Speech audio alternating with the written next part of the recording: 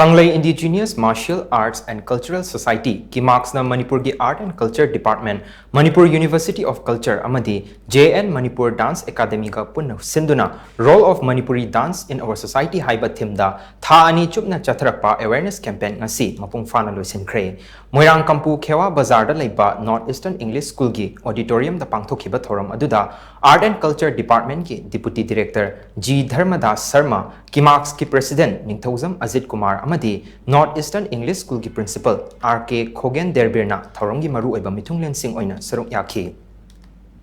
Thoram aduda ki marks ki thomi singna Manipuri Ras Lila yauna tongan ba nat ki oiba jagoi kayasu utki. Thoram adugi matangda wangang laduna ki marks ki Secretary General RK Lenin Sanana hai kunai asina ngasi mara chaitharakliba asi lamdam asigi mahirol dagi leraklaba nat amadi chanabi kaya ngasi gi mirol na kaunarapadagini pumnamak asidagi kharadang oirabasu kalhongnabagi pandamda Manipuri jagoi da akhanaba midyeng thamduna campaign asi pangthokpani. Manipuri jagoi asina kunai da lauriba thodang kaya adu haugalakliba mahiroi singda campaign asina mayek singna khanghanba ngamle ki marks na lenga ki mari leinaba department singa kutsam nana Chatharaklipa campaign asida tongan ba mafam kaya da leiba school kungi mathakta chatuna campaign asi pangthokre maduda school sing adugi maikaidagi su pukning thogat pirakpa amadi lakadoriba chahi singda mahai tambada changdaba yadaba ama oina jagoi isaina chingba art form kaya hapchin gani haibagi thazaba pirakpa su lai hogalakliba mahairoi singda Manipuri jagoi asi mamut tana khanghanduna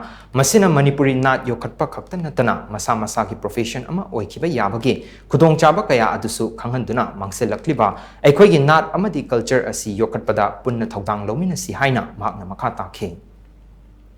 Art form sing Sibigi Tanta Boiro, Natagazaway, say Boro, my racing Sida Kangalakaba Yadaba, Hayalakaba Yadabagi, and Kamu Yorkunamara America campaign, Satazabani, Aduga, Hoziki, Miro sing Hoziki student, Matamsida Carrier Moinus, Semia, Basumlaba, as a part when Ladiva art form sing say, Masi Togdaba Yadabani, Hibasi, Equigi, Art and Culture, Lamdam Sigi Department Asina, Choba, Quigi support Magaluina, the Manipur University of Culture, Gen Manipur Dance Academy, Government Dance College, Asiga Puna. Collaboration to minaraga campaign si pangthok sabani aduga akhoi mahiroi sing sida